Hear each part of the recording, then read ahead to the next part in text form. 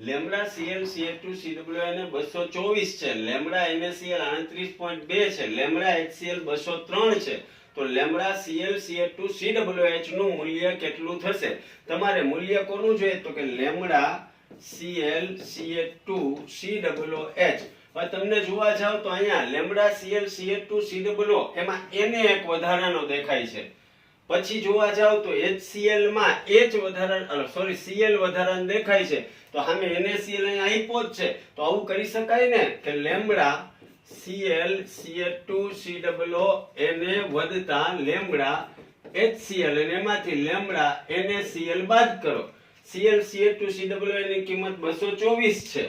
HCl ની કિંમત 203 છે, જ્યારે NaCl ની કિંમત 38.2 છે.